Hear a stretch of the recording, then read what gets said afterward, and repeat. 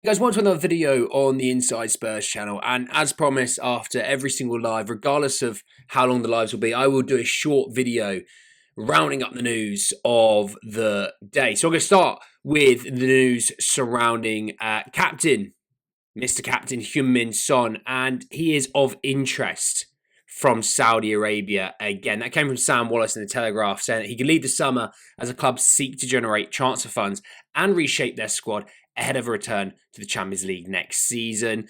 More to this, he is subject to renewed interest from the Saudi Pro League, from the Times. However, he would need to be persuaded to move to Saudi Arabia, having already rejected their advances in the past. And they talk about an offer as well. And I sort of said on this with Son, I think there is still a player there. I think the smart thing on this one is to always try and make sure that you remember you can still have quality elder's not the right word, but older players who can impact the squad in huge ways.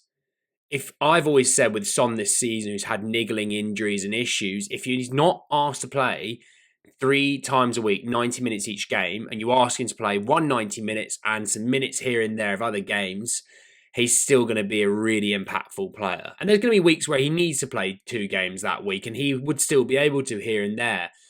But if you keep Son a little bit limited on game time in a good way, his quality of performances will stay high. I mean, the stats say everything themselves. Over 20 goal contributions again this season. So there is still a player there. Just try not to run him into the ground was my key wording from that all.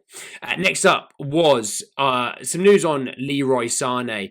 It came from Toby Altschafel, okay, great name, saying that Leroy Sane isn't interested in the move to Tottenham. And I said on this one, we were never going to get Leroy Sane. He's on 300 grand a week. We've got players that aren't even on 200 grand a week. So how are we going to break our transfer, a wage structure on a player who, if I'm honest, doesn't deserve it?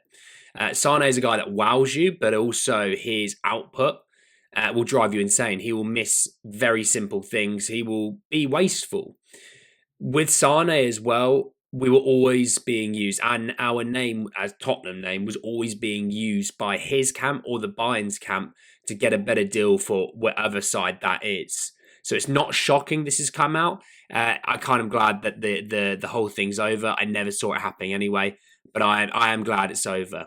And they're rounding off with Ben Jacobs talking about Bissouma, saying that Bissouma is aware of the interest that he has. Even Everton, I'm told, could come into the mix as well. And I said this on Everton. I think it would be a great move for him. I think it would be an even better move for Everton. I floated the idea of obviously them being interested in Richarlison, which we know, them being interested in Bissouma, us being interested in Jared Branthwaite. I could see something happening in that realm.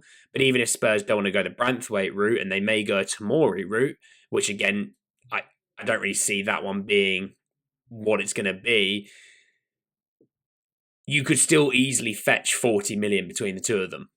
And that's good cash flow. We have talked about, potential cash flow issues at Tottenham. That this is going to be a cash flow situation where this is easy money to get in.